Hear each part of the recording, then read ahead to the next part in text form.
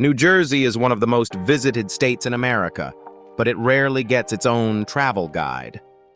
Before you book anything, here is everything you actually need to know about the whole state. We are covering getting around. The best regions from the Jersey Shore to Cape May to the Pine Barrens. Safety, real costs, the best time to visit, and the mistakes first-timers keep making. From the boardwalks of the shore to the Victorian charm of Cape May and the quiet wilderness of the Pine Barrens, New Jersey packs far more variety into one small state than most visitors expect. Save this video before you start booking flights, because we are answering the questions people actually search before planning a New Jersey trip. Let us start with getting around, since New Jersey rarely gets treated as its own destination despite offering a genuinely wide range of experiences. Newark Liberty International handles the bulk of visitors, with extensive domestic and international connections and easy access to both New York City and the rest of the state. New Jersey Transit connects most of the state efficiently by train and bus, a genuinely useful option if you are not planning to drive the whole trip. A rental car becomes useful for reaching the shore, Pine Barrens, and more rural parts of the state, though many shore towns are walkable once you arrive. The state is genuinely compact. Driving from the northern border to Cape May at the southern tip takes about 3 hours, an easy full-state loop.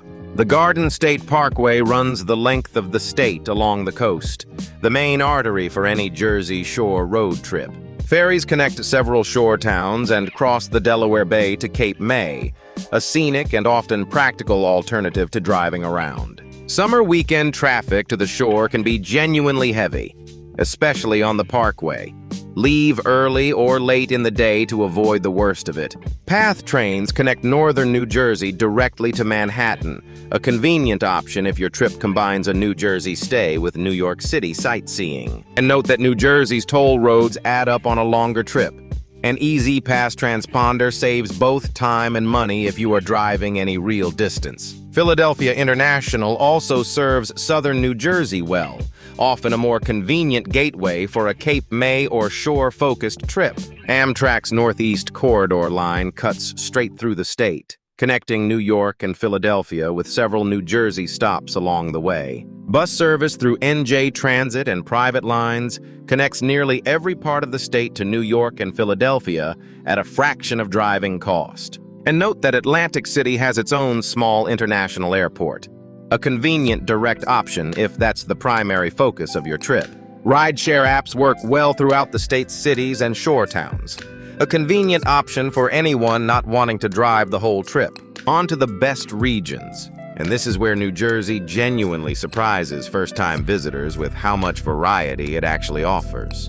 The Jersey Shore stretches over 100 miles of beach towns, boardwalks, and classic summer resort culture, the state's most famous and most visited region. Cape May, at the state's southern tip, preserves one of the best collections of Victorian architecture in the entire country alongside genuinely charming beaches. Atlantic City delivers a smaller East Coast alternative to Las Vegas casinos and a historic boardwalk right on the Atlantic Ocean. The Pine Barrens cover over 1 million acres of protected pine forest in the state's south, a genuinely wild and surprising landscape most visitors never expect to find in New Jersey.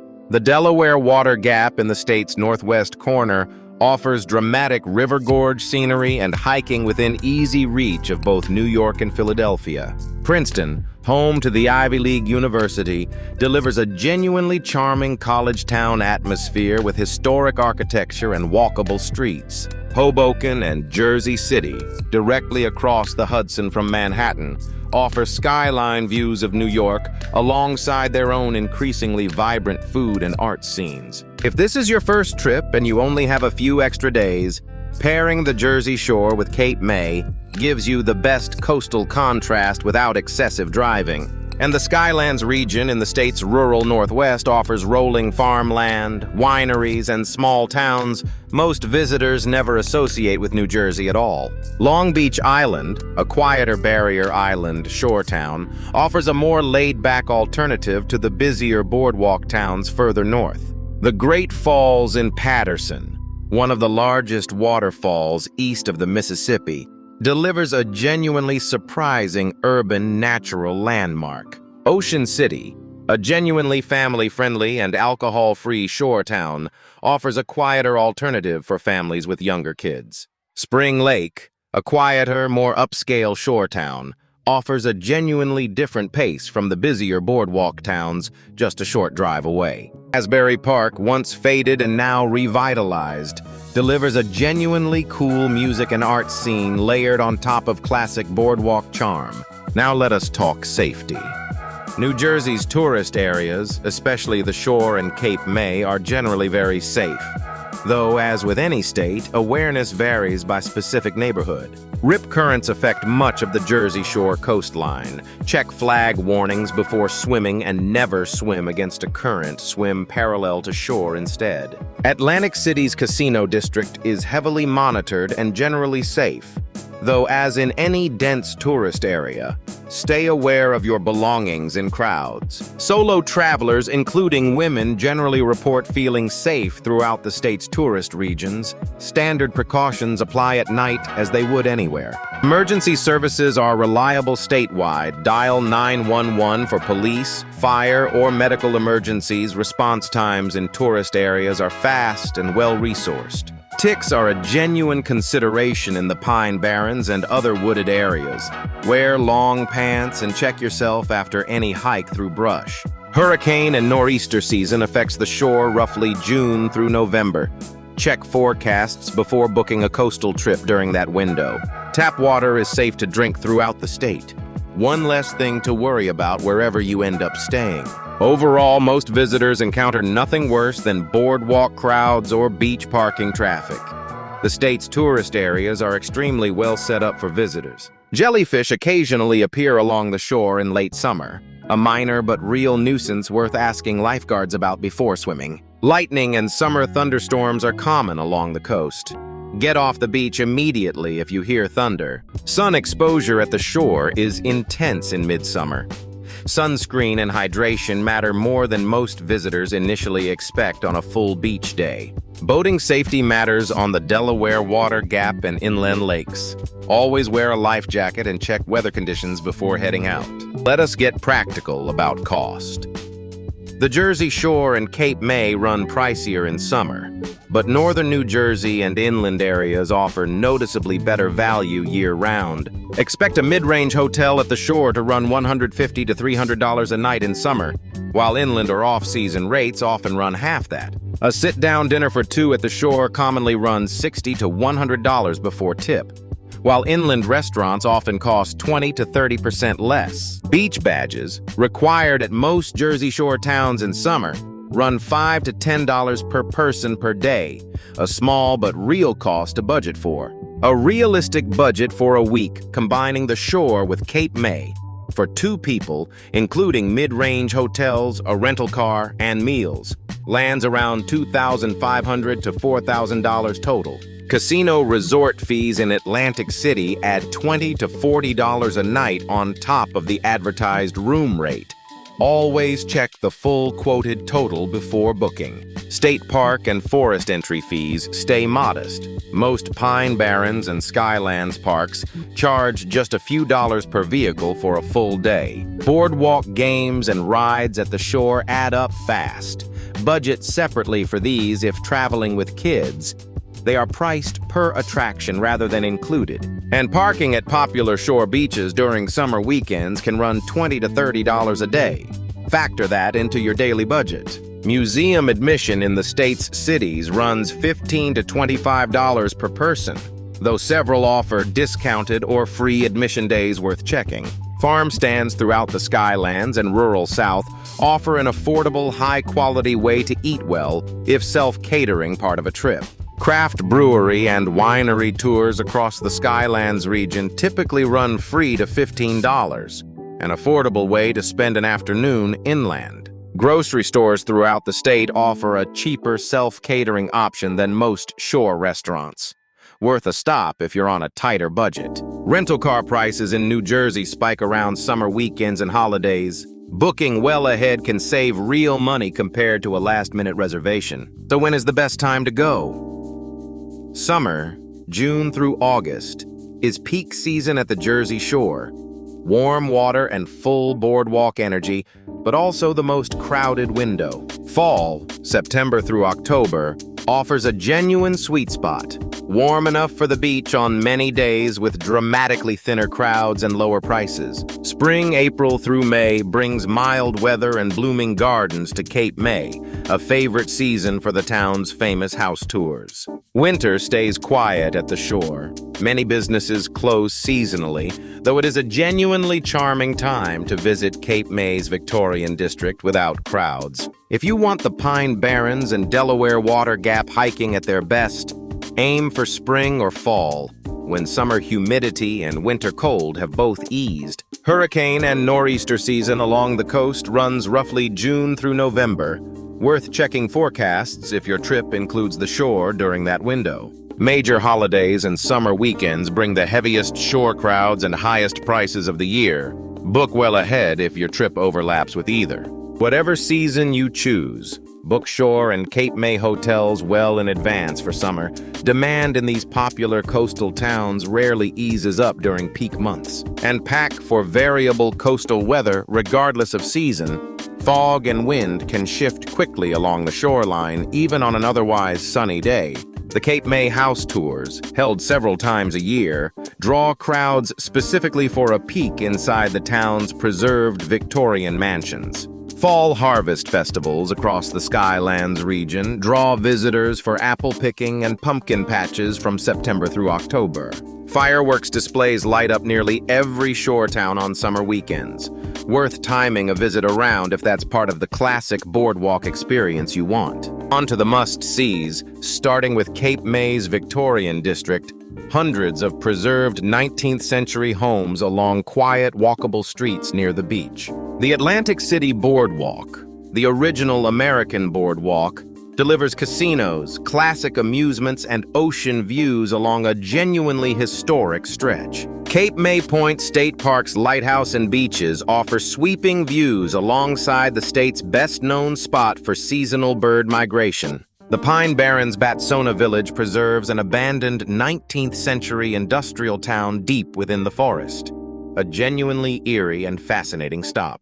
Liberty State Park offers unmatched views of the Statue of Liberty and Manhattan skyline without needing to cross into New York at all. And Wildwood's classic boardwalk and beach, with its retro motel architecture, delivers a genuinely nostalgic slice of mid-century American summer vacation culture. The Grounds for Sculpture in central New Jersey offers a genuinely unique outdoor art park most visitors never expect to find in the state. Island Beach State Park preserves one of the last undeveloped stretches of the Jersey Shore, a genuinely wild contrast to the busier boardwalk towns. The Cape May Lewis Ferry offers dolphin sightings and open water views on the crossing itself, a genuinely scenic experience beyond just transportation. The Edison National Historical Park in West Orange preserves Thomas Edison's actual laboratory, a genuinely fascinating stop for anyone interested in invention history.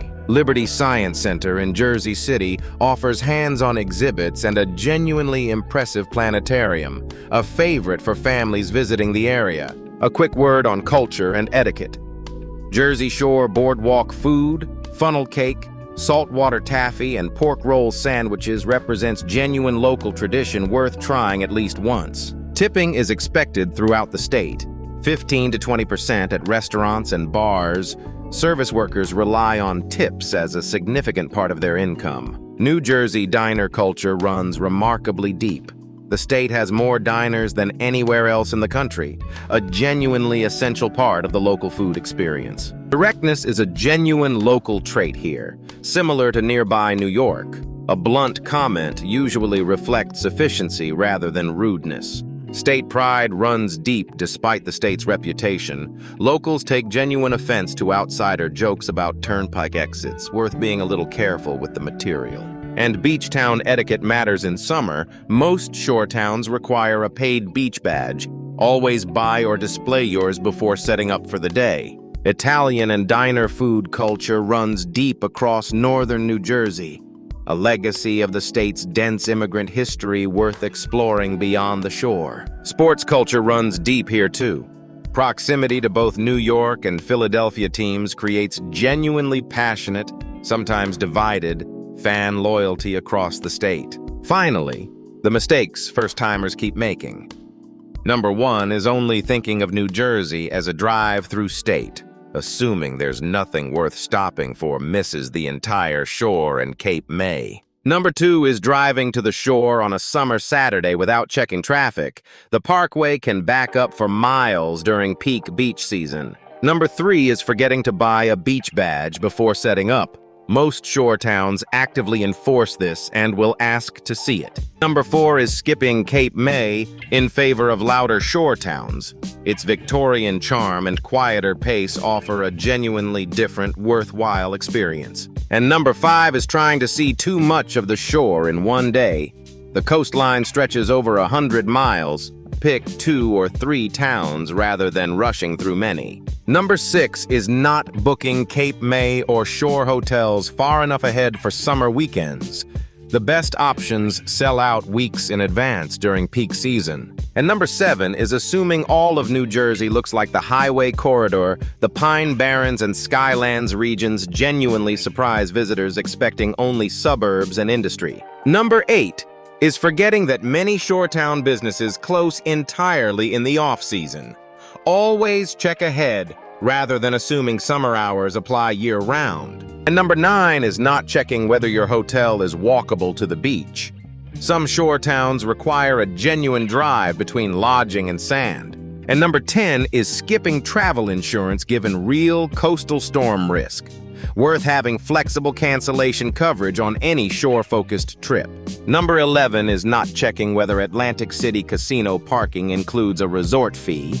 Several properties bundle this in with the room rate rather than charging separately. If you are based in northern New Jersey and want a taste of the rest of the state without committing to a full road trip, several destinations work well as day trips. The Delaware Water Gap is under 2 hours from most of northern New Jersey, an easy day trip for hiking and river views. From Philadelphia, the Jersey Shore towns near Atlantic City are under an hour away, an easy beach day escape without a long drive. From New York City, Sandy Hook offers an easy ferry or drive-accessible beach day without needing a full shore trip. And from Princeton, the wineries of the Skylands region make for an easy half-day trip into New Jersey's quieter countryside. And from Cape May, a short ferry ride across the Delaware Bay reaches Lewis, Delaware, an easy way to add another state to a coastal loop. And from Princeton, the historic town of Lambertville along the Delaware River makes an easy half-day trip for antiquing and riverside dining.